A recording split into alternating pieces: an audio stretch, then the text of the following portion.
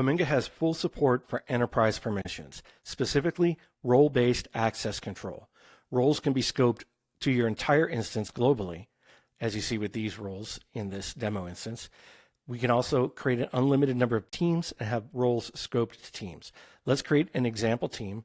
Cursor goes in there for me. I'll type example team. I'll hit enter.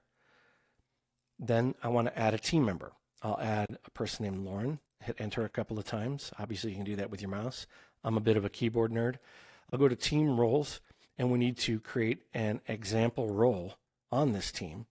And finally, we're going to need to make sure we've got at least one member from the team on this team role. So there's our only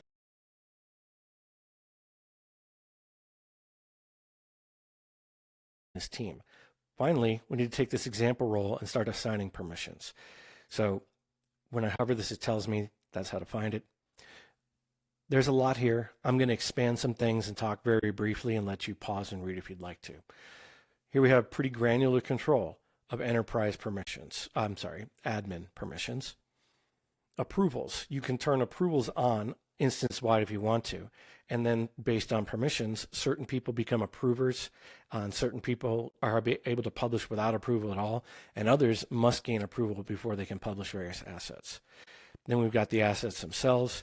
We've got granular control over who can, for example, create, update, and delete brand kits, and separately who's allowed to publish changes to brand kits, which could update hundreds or thousands of assets in one swoop.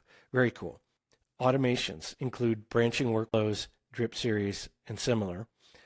And they leverage something called action sets. You should watch that video. They're amazing. Data management. This is where you can control who might be able to export data from your instance.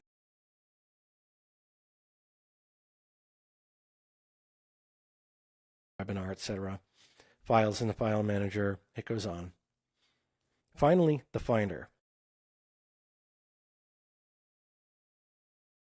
We have folder-based tokens, the creation of subfolders, what we call marketing campaign folders, the Marketo world, you call those programs, and then workspaces. So you can define who might be able to create a new workspace. By the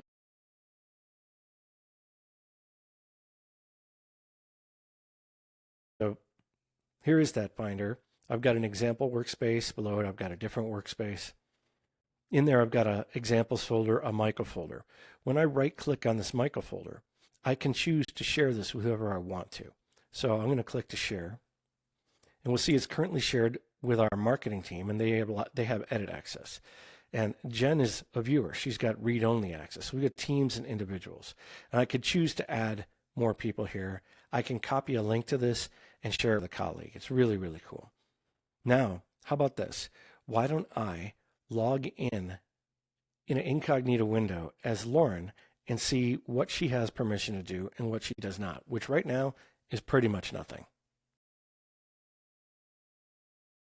Dark mode for her, so you can tell the difference very plainly.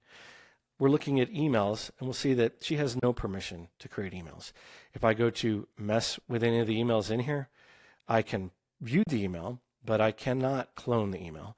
I cannot delete the email, and therefore I won't be able to update it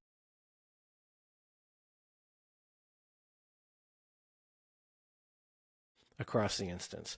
That applies into brand kits and calls to action, and it goes on and on. Further, I gave her no permissions to anything in the Finder, which means when she looks at the Finder, literally, there's not anything appearing at all.